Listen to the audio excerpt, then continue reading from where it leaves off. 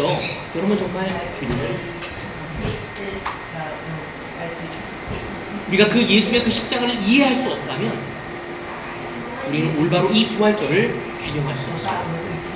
내일이 4월 1일 때 제가 영적으로 4주년이 되는 날이 내일입니다. 그래서 오늘 저에게 너무 특별했어요. 또 부활절이잖아요. 제가 그 얘기했다가 예전에 목사님한테 도전 받았어요. 킹덤에는 만우절이 없다고. 여러분 오늘 시간 우리 개인적으로 부활절을 우리는 절기를 지키는 교회는 아닙니다. 그렇지만 매주 우리는 부활을 기념하고 싶습니다. 하지만 특별히 이 부활절 예배는 너무나 특별하기에 우리가 이 부활절 예배를 드립니다. 그 예배를 드리기 위해 우리는 십자가를 깊이 묵상할 수 있어야 합니다. 부활을 경험하기 위해서는 무엇보다도 십자가를 이해해야 합니다. 다시 말해서 부활의 전제는 죽어야 한다는 것이죠. 부활의 기쁨을 모두가 맛보길 원하지만 때로는 우리는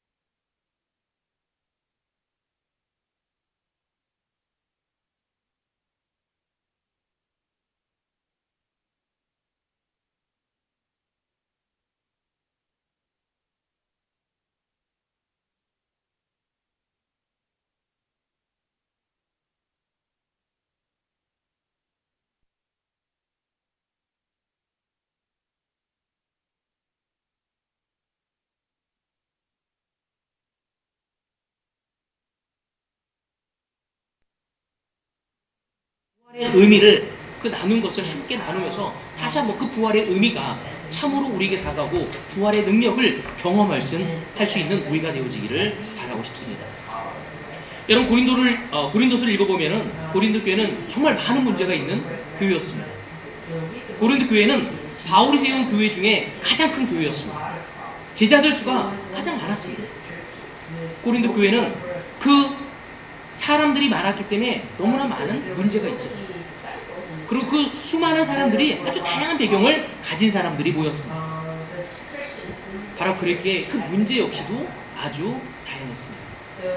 그들의 문제는 오늘 이 시대가 바라보더라도 너무나 당혹스러운 문제들이 많았습니다. 교회 내에서의 분열과 갈등의 문제가 있었고, 우상 숭배의 문제가 있었고, 또 음행의 문제가 있었고, 또 결혼에 대해서, 음식에 대해서, 예배와 마지막 그 부활에 대해서도 문제를 가지고 있었습니다. 고린도 교회는 세상에서 나타날 수 있는 그 부정적인 면들이 다 드러나는 그 노출된 교회라고 이야기할 수 있습니다. 고린도 교회는 세상 교회에서 경험할 수 없는 것들이 이루어지면서 끊임없이 하나님께 올바로 가고자 그 몸부림치는 교회의 한 사례라고 우리는 볼 수 있습니다. 그리스도를 중심으로 복음으로 거듭난 그 교회였는데 참으로 아이러니한 것은 예수의 은혜로 교회가 만들어졌음에도 불구하고 그들의 나약함과 부족함, 그 누추함이 그대로 드러나고 심지어는 음란함과 부도덕함이 노출돼서 이방 사람들에게도 교회 밖에 있는 사람들에게도 조롱거리가 되었습니다. 교회라고 부르기에 굉장히 민망한 모습이 여기저기에서 드러나고 있음을 우리는 이 고린도서를 통해서 볼 수 있습니다. 근데 바울은 자기가 세운 교회였고 그 수많은 문제들이 있는 교회, 그 교회를 바로 올바로 다잡기 위해 편지를 쓴 글이 바로 고린도서입니다. 바울이 이런 문제를 해결하기 위해서 고린도 전서를 통해 많은 것들을 이야기하지만 이 고린도 15장을 통해서 아주 중요한 것을 그들에게 전한다고 이야기를 하고 있습니다. 함께 고린도 전서 15장 3절에서 5절을 같이 보도록 하겠습니다. 3절에서 5절입니다. 나도 전해받은 중요한 것을 여러분에게 전해드립니다. 그것은 곧 그리스도께서 성경대로 우리 죄를 위하여 죽으셨다가 무덤에 묻히셨다는 것과 성경대로 사흘 날에 살아나셨다는 것과 게바에게 나타나시고 다음에 12제자에게 나타나셨다고 하는 것입니다. 바울은 이 고린도의 수많은 문제들을 일하면서 마지막 이 15장에 가서 이야기하기를 부활에 대해서 이야기하는 거죠. 가장 중요한 것. 바로 부활에 대해서 이야기를 하고 있습니다. 그들은 수많은 문제로 인해서 부활에 대한 생각까지로 비틀려 버린 것입니다. 어쩌면 오늘 이 시간 우리가 제자 삶을 20년, 30년 살아오면서 수많은 문제를 경험하면서 내 삶의 아픔을 경험하면서 우리 또한 부활에 대한 생각이 비틀려져 있을 수 있다는 것입니다. 그러기에 부활절에도 기쁨을 갖지 못하는 것이죠. 부활절인데도 불구하고 다른 사람에게 우리의 복음이 얼마나 놀라운지를 전하기가 민망스러울 수 있을 것입니다. 잘못된 생각이 우리의 건전한 삶을 망가뜨리기도 하고 우리의 잘못된 삶이 건전한 생각을 비틀어 버리기도 합니다. 그래서 바울은 그들의 그 비틀려 있는 문제를 해결하기 위해서 그 부활의 확신을 고린도 교회에 다시 올바로 세우고자 하는 모습을 우리는 볼 수 있습니다. 그만큼 복음 중에서 부활은 아주 중요한 것임을 바울은 고린도 교회에 이야기한 것처럼 오늘 우리 그리스도 교회에 있는 이 연합 예배를 통해 바울 또한 우리에게 설득하고자 할 것입니다. 바울은 교회의 복음을 그리스도의 십자가와 부활이라는 두 사건으로 집약하고 있음을 우리는 고린도서를 통해서 볼 수 있습니다.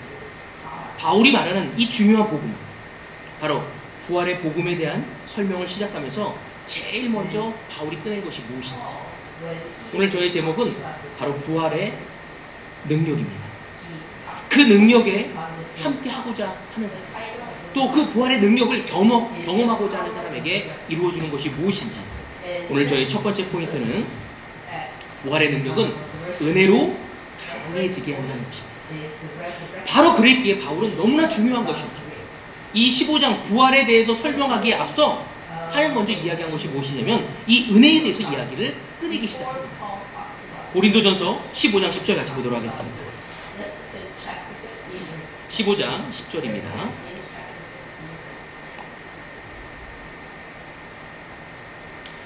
나는 하나님의 은혜로 오늘의 내가 되었습니다. 나에게 베풀어 주신 하나님의 은혜는 헛되지 않았습니다.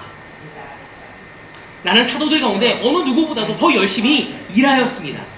그러나 이렇게 한 것은 내가 아니라 나와 함께 하신 하나님의 은혜입니다. 사도 바울이 자신의 삶과 사역이 하나님의 은혜로 이루어진 것을 고백하는 구절입니다. 바울은 자신의 복음을 전파하고 교회를 세우고 고난을 견디며 자신의 능력과 힘으로 그 모든 것들이 한 것이 아니라 하나님께서 주신 그 은혜로 한 것임을 강조하고 있습니다. 이 은혜가 자신의 삶에서 헛되지 않았음을 이야기하고 있는 거죠. 그 은혜 때문에 그 어떠한 사도들보다 더 많이 수고하였다고 얘기하고 있습니다. 또 그 수고한 것 역시도 그 동기가 무엇인지 은혜라고 겸손히 인정하고 있습니다. 15장 10절은 자신의 사도직을 설명하는 내용입니다. 바울은 자신이 사도들 중에서 가장 작은 자, 왜냐하면 자신이 하나님의 교회를 받겠기 때문이라고 사도라고 불릴 자격이 없다고 이야기하고 있습니다. 그렇지만 지금 자신이 한 것 때문이 아니라 주님의 은혜로 자신은 그 사도라고 불린다고 이야기하고 있습니다. 하나님의 은혜가 헛되지 않았고 지금도 열심히 하는 것이 그 모든 주님이 주신 은혜로 말미암아 하고 있음을 이야기하고 있습니다. 이 구절은 저에게 굉장히 큰 도전과 교훈을 주는 구절이었습니다.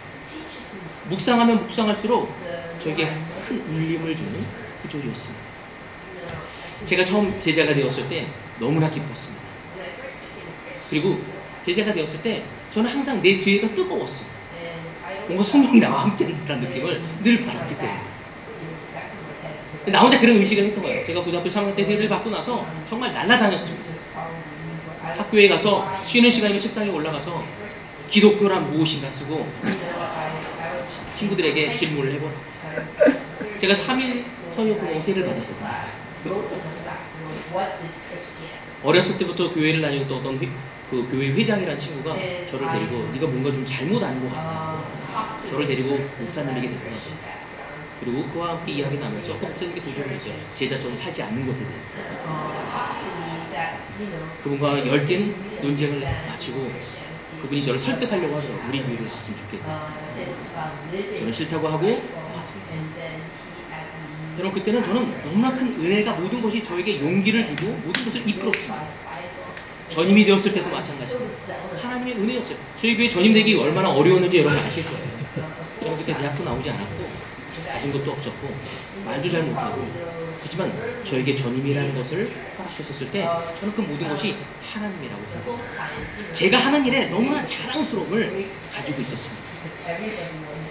33년이 지나고 어느 순간 제 삶에 불평과 실망과 무기력함과 미움과 원망이 저를 지배하고 있음을 봤습니다. 더 이상 하나님의 일을 하는 것이 기쁨과 감사가 아니라 어떠한 책임감으로 이끌어가는 저를 보게 되었습니다. 어느 순간부터 저의 삶의 동기는 은혜가 아니라 다른 것이 되어지고 있었습니다. 내 마음 깊은 곳에 내가 무엇을 이루었다는 느낌을 갖게 했습니다. 바로 그렇게 내가 뭔가 이루었기 때문에 내가 이룬 것을 누가 망친 것에 대해서 용납할 수가 없었습니다. 하지만 하나님은 제가 감당할 수 없는 수많은 어려움을 통해 다시 한번 이 바울의 마음을 배워야 함을 이야기했습니다. 너에게 주어진 그 모든 것은 하나님의 은혜였고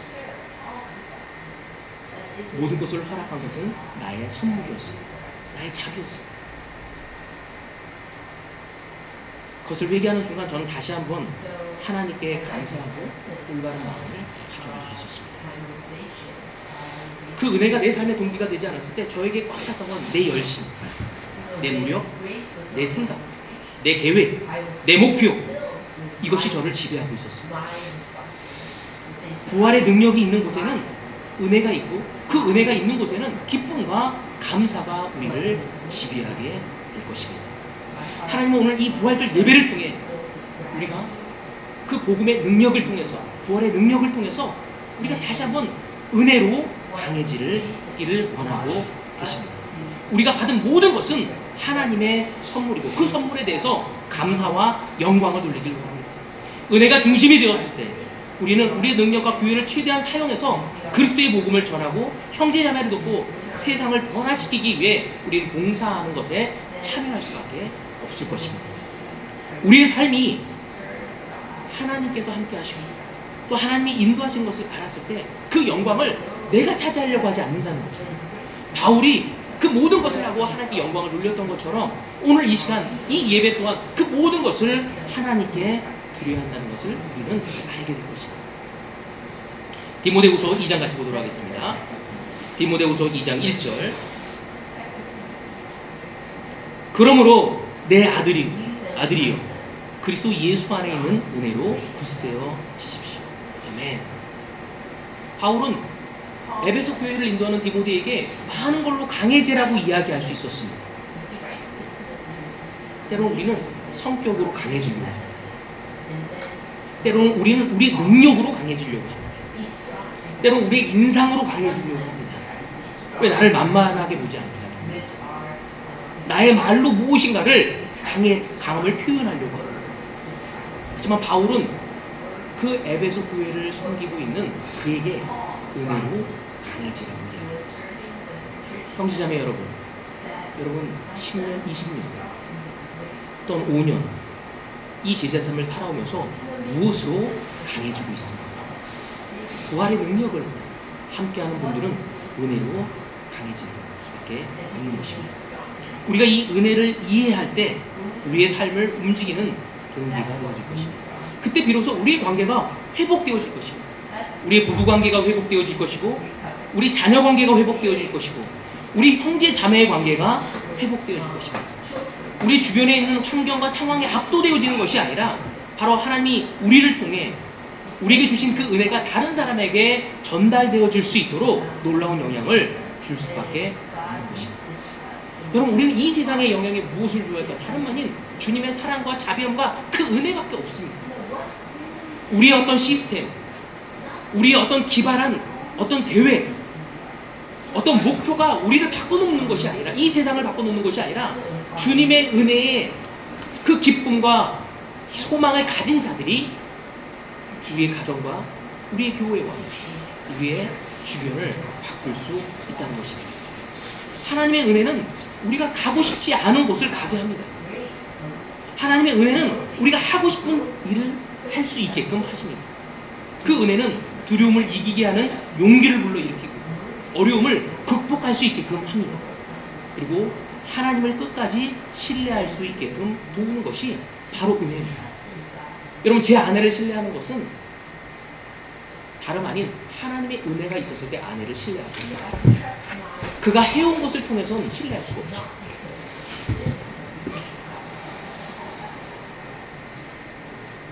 저 또한 아내를 신뢰해 줄 수 있는 것은 제가 해온 것을 본다면 제 아내가 저를 신뢰하기 어려운 것입니다. 주님 안에 있었을 때, 은혜가 있었을 때 비로소 신뢰를 줄 수 있는 것입니다. 오늘 시간 우리 그리스도교회 형제자매 여러분, 부활의 의미가 우리에게 은혜가 넘치는 것에서 시작되어짐을 우리는 기억해야 합니다. 사도 바울이 이 고린도에서 말씀을 전할 때 결코 쉬운 시간이 아니었습니다. 그가 그 고린도에서 말씀을 전하기 전에 어디 있었냐면 2차 여행 때 아테네에서 말씀을 전하고 왔습니다. 또 여러분이 사도행전을 읽어보면 알겠지만 그 아테네에서 바울은 정말 놀라운 설교를 했습니다. 여러분, 아테네는 어떤 곳이었죠? 철학의 도시였습니다. 수많은 사람들이 함께 모여서 아테네에 모여서 아레오바고에서 정말 이야기를 나누고 논쟁을 했습니다. 바울은 아주 멋있게 철학자들의 이야기를 인용도 하고 복음을 사용해서 그들에게 강력하게 놀라운 선포를 했습니다. 결과가 뭐였죠? 제자가 된 사람이 몇 되지도 않았고요. 거기에서 도망칠 수밖에 없었습니다. 바로 그렇게 그 놀라운 자신이 가지고 있는 화려한 정말 헬라 지식과 히브리 지식과 정말 그 모든 지식을 총동원해서 말씀을 전했고 노력한 결과가 별로 강력하지 않았습니다. 그리고 고린도에 갔더니 그 음란한 도시에서, 욕망의 도시에서 그 복음을 전한 것은 결코 쉬운 것이 아니었습니다. 그렇지만 그가 거기서 강하게 복음을 증거할 수 있었던 그 동기는 무엇이었냐면 그 전에 성공이 아닌 주님의 은혜가 있었기 때문입니다. 오늘 시간 우리를 움직이게 만드는 것이 무엇인지 바로 그것은 주님의 은혜가 되어주는 것입니다. 바울은 이해하고 있었습니다. 모든 것이 하나님께서 주신 것을 이해하고 있었습니다. 나의 구원, 내가 지금까지 믿음을 지켜온 것, 나의 성공, 내가 한 모든 것, 내가 앞으로 이룰 모든 것이 하나님이 주신 것이고 주실 것이라는 것을 알고 있었죠. 오늘 여러분의 가정을 생각할 때 여러분의 배우자, 여러분의 자녀들, 여러분이 가지고 있는 재정적인 상황들, 그 모든 것은 하나님이 여러분에게 은혜로 베풀어 주신 것입니다. 그것을 통해 나의 사람으로서 이 세상에 빛과 소금의 역할을 감당하기를 바라시는 것입니다. 하나님의 은혜는 성경에서 계속적으로 우리에게 나오고 있습니다. 하지만 우리는 우리의 삶에 있어서 주님의 은혜를 너무 쉽게 간과할 때가 있습니다. 그렇지만 성경은 계속적으로 이 은혜의 주제를 통해 우리를 설득하고 우리가 무엇에 눈을 고정해야 할지를 이야기하고 있는 것이죠. 사도행전 20장 같이 보도록 하겠습니다. 사도행전 20장 24절입니다.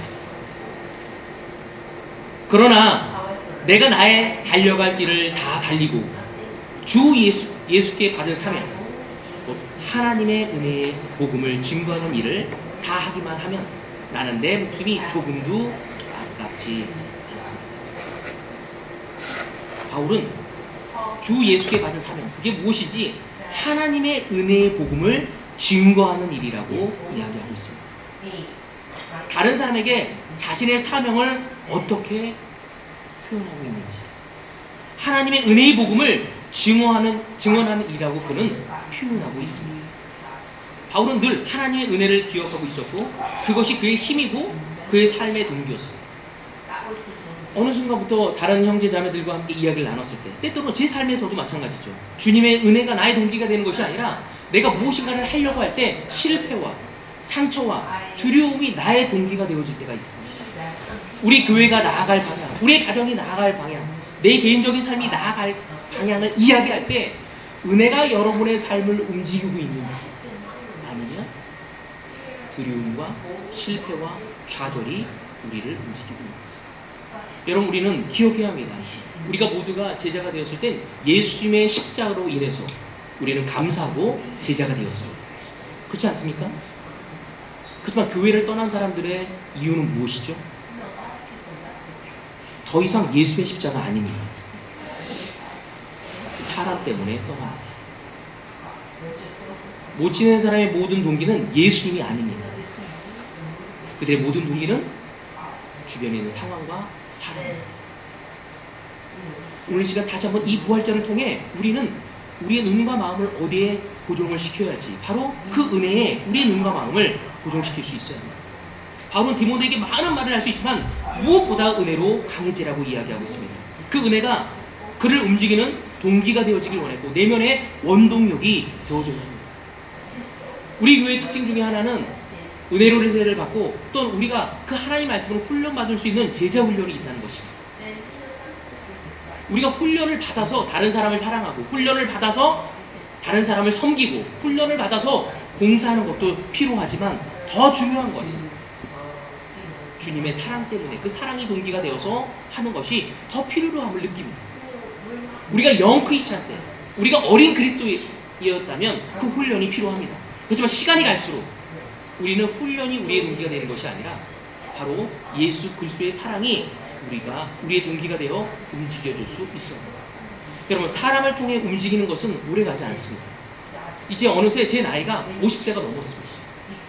외모는 그렇게 보이지 않겠지만 더 이상 사람이 저에게 동기가 되지 않습니다. 제가 팀 때는 사람이 동기가 돼서 와, 저 사람처럼 되고 싶다. 시간이 가면서 그의 단점도 보게 되고요, 그의 약점도 보게 되고요, 그의 영적이지 못한 모습을 보게 되면서 실망과 낙담을 한 적이 많습니다. 주님은 그가 동기가 되어 그를 통해서 그리스도를 바라보기를 원하는 것이죠.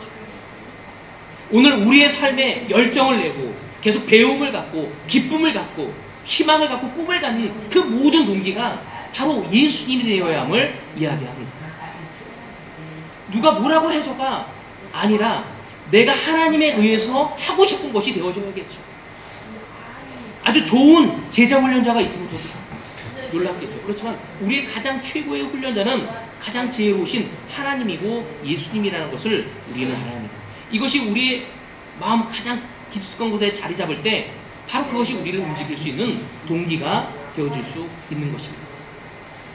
내가 하나님을 위해서 어떤 사람이 되고 싶은지, 내가 하나님을 위해서 무엇을 하고 싶은지, 바로 그것이 우리의 동기가 되어줘야 하는 것입니다. 누가 도전을 줘서 뭐라고 하는 캠페인에 임하게 된다면 그것은 오래가지 않습니다. 그렇지만 하나님으로부터 동기를 받았을 때 우리의 상황과 상관없이 우리는 앞으로 계속 배우며 나갈 수 있게 되는 것입니다. 단지 제자 훈련은 우조적인 역할밖에 할 수 없는 것입니다. 바로 예수님이 우리의 삶의 동기가 되어줘야 되는 거죠. 저는 개인적으로 제 삶에 아주 존경하고 있는 한 형제에 대해서 오늘 좀 짧게 소개를 하고 싶습니다. 우리 사진 좀 보여줄 수 있나요? 네, 2주 전에 따끈따끈한 우리 티니 세리가 나왔습니다. 오늘 그 팀 공부를 하면서 저는 굉장히 많은 감동을 받았습니다. 그들의 마음이 예수님께 얼마나 부드럽고 정말 얼마나 감사한 마음이 있었는지 다시 한번 첫사랑을 기억할 수 있는 시간이었습니다. 특별히 우리가 이 팀미니스에서 세례가 처음 나온 거예요. 팀미니스를 한 지 7년 만에 나오게 됐습니다. 근데 이 팀미니스를 인도했던 형제가 누구였냐면 우리 임태화 형제입니다. 자, 그 형제를 바라보면서 너무 큰 도전이 되고 제 삶에 있다는 것에 대해서 너무나 큰 도움을 받고 있습니다. 이 형제는 그 갑상선 기능 항진증을 가지고 있어요. 그러다 보니까 그 호르몬이 올라가다 보면은 갑자기 정말 이렇게 우울감에 빠지고 또 외로움에 빠지면서 무기력하게 가게 됩니다. 그것이 항진증이 올 때가 있고 저하증이 오면서 계속 왔다 갔다 하는 거죠. 그래서 예전에 계절 변화만 있었는데 이젠 계절 변화가 아니라 달마다 이제 찾아온다고 하더라고요. 그래서 옆에서 바라보면서 너무너무 안타까웠습니다. 그리고 그 싸움을 치열하게 싸우고 있었어요. 근데 너무나 감사한 건 그가 늘 그러한 낙담과 우울함과 어려움이 있었지만 늘 하나님께 나가 기도하고 말씀을 읽고 그가 최소한 내가 아무리 우울감이 오고 외롭고 힘들더라도 기본적으로 해야 할 것들을 자기가 정해놓고 그걸 아주 스테디하게 행하고 있었어요. 그리고 그가 상담을 받고 나서 저에게 하는 말이 뭐였냐면 바로 이것을 낫게 할 수 있는 것은 하나님의 은혜밖에 없음을 알았습니다. 그리고 그는 끝내 7년 동안 꾸준히 최선을 다해 그 팀을 섬기고 팀 아이들이 바뀌어가고 아마 다음 주에도 또 세례가 나올 것 같은데 그가 하나님을 의지하며 나아가며 이런 그 역사를 보면서 저는 도전이 되었습니다. 어쩌면 우린 영적으로 영적인 그 갑상선에 문제가 있을 수도 있습니다. 누구를 보면 갑자기 열이 받고 누구를 보면 갑자기 낙담이 되어지고 하지만 그가 하나님께 가서 주님의 은혜에 눈과 마음을 고정시키고 주님의 역사를 끝까지 가져가는 모습은 저에게 큰 도전과 귀감이 되어주고 있습니다. 오늘 형제자매 여러분, 우리를 움직이게 하는 것이 사람이 아닌 하나님이 되어야 한다는 것입니다. 하나님이 우리를 움직이는 가장 우선순위가 되어줘야 한다는 것입니다. 내가 갖고 있는 모든 것, 내가 앞으로 되고 싶은 것, 이 모든 것이 하나님의 사랑과 은혜 때문에 이루어져야 함을 우리는 알아야 합니다. 그렇지 않으면 어느 순간에 제가 경험했던 것처럼 내가 똑똑하다고 생각하고 내가 지혜롭다고 생각하고 내가 착한 사람이라고 생각하고 내가 의롭다고 생각되어져 수많은 사람들을 우리는 판단하고 난도질할 것입니다. 그리고 다른 사람의 생각을 받아들이지 않는 것입니다. 나의 두려움 때문에 나의 믿음 없음 나의 경험이 마치 전부인 거냐고 생각하며 내가 주가 되어서 우리는 서로 사랑을 하기보다는 두려워하고 그만해질 수 있습니다. 주님의 은혜는 하나님께 맡기는 것입니다. 고린도전서 15장 10절에 보면 이런 얘기를 하고 있죠. 내가 하나님의 은혜로 오늘의 내가 되었습니다. 바울은 그 고린도 교회에 뭐라고 얘기하고 있냐면 하나님의 은혜로 오늘의 내가 되었다. 오늘 여러분의 모습은 누구에 의해 만들어졌습니까? 내 노력과 내 힘과 내 재능과 내 재력으로 만들어진 것이 아니라 주님의 은혜임을 우리는 기억해야 합니다. 요한복음 3장 16절에 보면 하나님이 이처럼 세상을 사랑하셔서 그 외아들마저도 우리에게 보내주셨다고 합니다. 여러분 이것이 얼마나 특별한 것입니다. 바울은 그것을 이해하고 있었죠. 바로 그랬기에 하나님의 은혜로 오늘의 내가 되었습니다. 거기에는 정말로 너무 깊은 의미가 있고 울림이 있고 에너지가 있는 것입니다. 바울의 확신과 자신이 특별하다는 것은 다름 아닌 주님의 은혜 때문이었죠. 오늘 우리 모두는 특별합니다. 왜? 하나님의 아들 그 외아들마저 우리를 위해 기꺼이 희생을 하신 거죠. 나를 위해서. 그 은혜를 안다면 우리는 우리의 열등감에서 나올 수 있을 것입니다. 우리 자신에 대해서 자랑스러움을 가질 수 있을 것입니다. 우리가 실패했건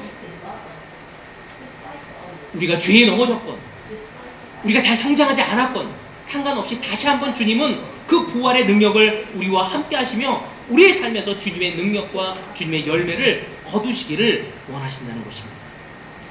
하나님의 은혜가 나를 지배할 수 있고 하나님의 은혜가 나를 구원의 길로 인도하고 있음을 믿고 다시 한번 우리가 어디에서 구원받았는지를 기억하고 이 부활절로 주님의 은혜에 동참할 수 있고 주님의 은혜가 여러분을 움직일 수 있는 모두가 되어지기를 축원하고 싶습니다. 두 번째 포인트입니다. 부활의 능력은 실패를 주님의 눈으로 보게 한다는 것입니다. 너무 놀랍지 않습니까? 부활의 능력은 실패를 주님의 눈으로 보게 하는. 여러분, 실패를 보았을 때 여러분 마음이 어떻습니까? 어디로 도망가고 싶고, 낙담되어지고 싶고, 숨고 싶고, 우울합니다. 하지만 주님의 눈으로 보았을 때 더 다르게 바라볼 수 있게 되어지는 거죠. 함께 고린도전서 15장 56절에 58절에 보도록 하겠습니다. 시간이 없는 관계로 짧게 하도록 하겠습니다.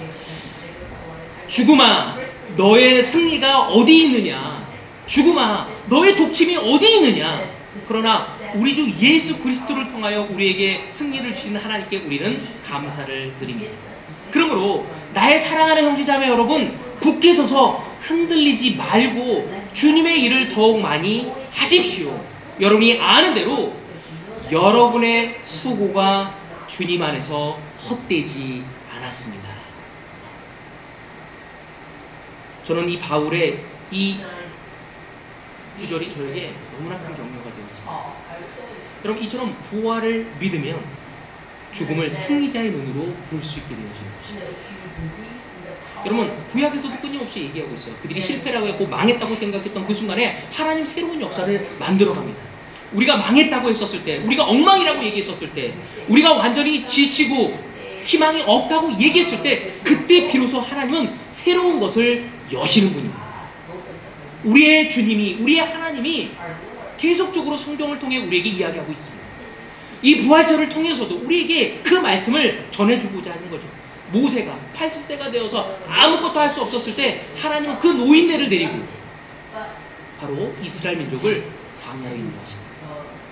여러분, 바벨론에 그들이 무너졌었을 때, 성전이 무너지고 그들이 야만인들로부터 수치와 조롱을 당했었을 때, 하나님은 그때 비로소 새로운 역사를 또 손해라 하십니다. 여러분, 로마가 기독교가 되어서 정말 너무나 놀라운 국교화가 되어서 하나님을 믿고 있을 그때 그들은 이방인들로부터 침략을 당해서 망하게 되어집니다. 그때 그들은 혼란을 겪습니다. 아니, 우리가 하나님을 믿고 따르고 있는데 왜 이방인들로부터 이런 수치감을 당해야 하냐고. 그때 어거스틴을 통해서 하늘의 도성이라는 그 책을 통해서 많은 사람에게 또 영향을 주게 되어집니다. 오늘 이 시간 하나님은 이 부활절을 통해 아직 우리에게 희망이 있음을, 내가 너희에게 꿈과 비전을 주고 있음을 이야기하고 있다는 것을 알아야 합니다.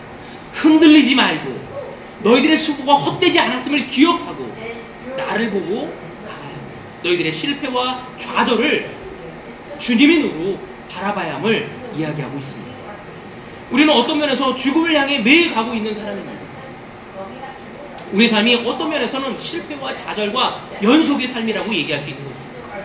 태어났다면 여러분, 죽음을 향해 우린 카운트다운하면서 걸어가고 있는 존재들입니다. 한순간도 죽음이라는 것을 떼놓고 어떤 문제를 생각하지 않을 수가 없다는 것이죠. 세상에는 생명과 죽음, 너무나 자연스러운 것입니다.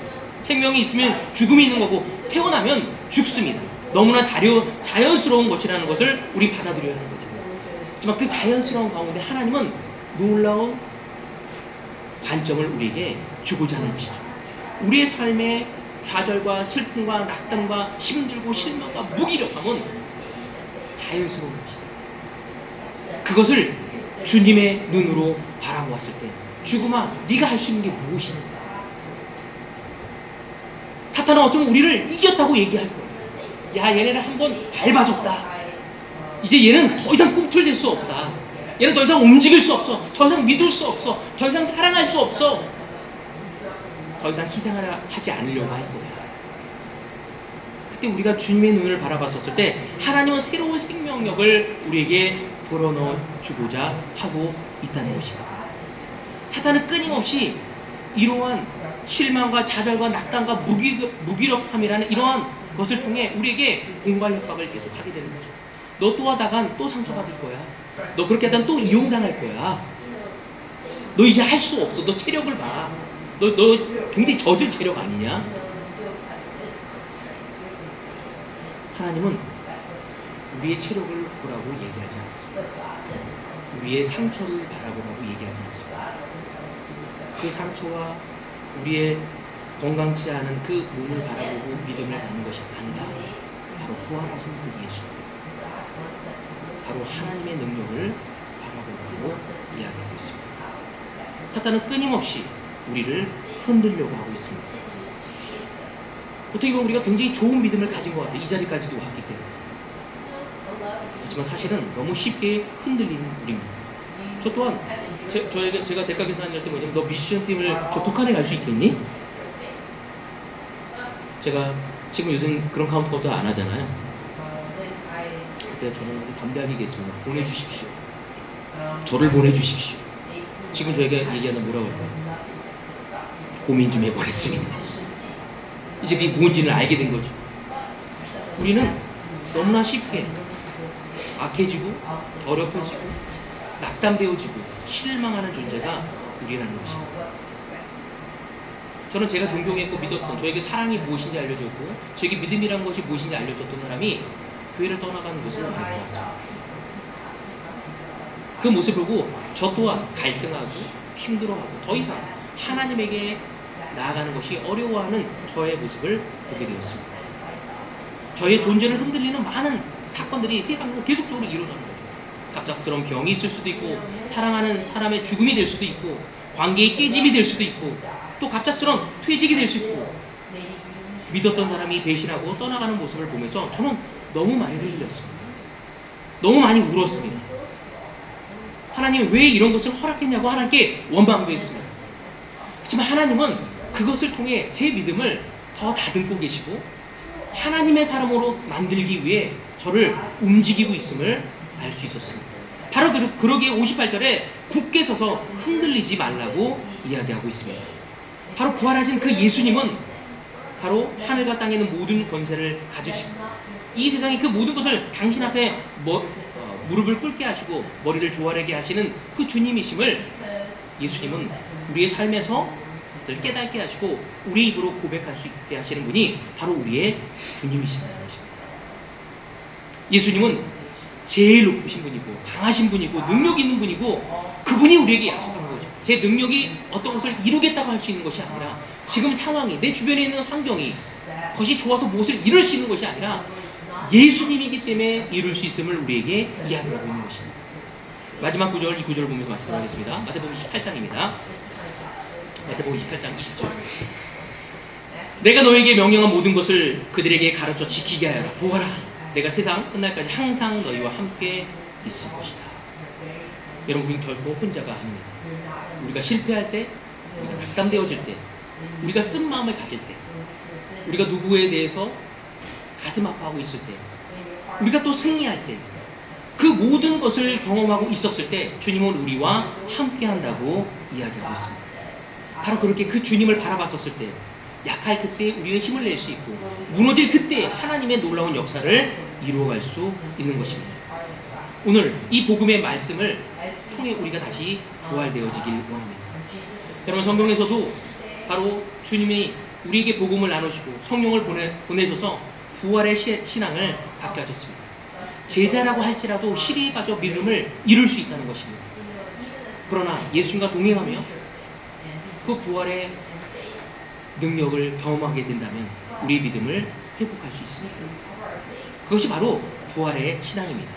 바로 십자가 이후에 제자들은 낙심하고 예루살렘에 떠나서 자신의 삶으로 되돌아가게 됐습니다.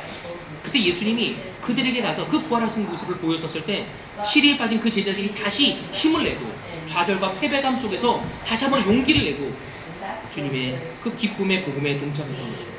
저는 오늘 이 예배가 여러분에게 그러한 시간이 되어지기를 바라고 싶습니다. 그 부활의 능력을 믿고 우리의 삶이 은혜로 강해지고 그 부활의 능력을 믿고 바로 죽음을 바라보는 우리의 실패와 좌절을 바라보는 눈이 바뀌어지고 바로 승자의 눈으로 바라보면서 우리를 흔들려는 것들을 흔들리지 않고 주님을 향해 앞으로 나갈 수 있는 우리 그리스도 교회의 모든 형제 자매들이 되어지기를 바라고 싶습니다. 형제 자매 여러분, 오늘 이 예배를 마치고 서로 식사하면서 나누길 원합니다. 교회의 문제에 대해서 나누는 것이 아니라 여러분의 시리에 빠진 그 문제를 논하는 것이 아니라 주님의 은혜가 내 삶에 무엇을 내렸는지, 하나님이 나의 실패와 좌절과 죽음을 통해 어떠한 역사를 이루고자 하시는지를 서로 나누며 격려하고 주님의 그 부활을 기념할 수 있는 우리 모두가 되어주길 바라면서 오늘 말씀을 여기서 마치도록 하겠습니다.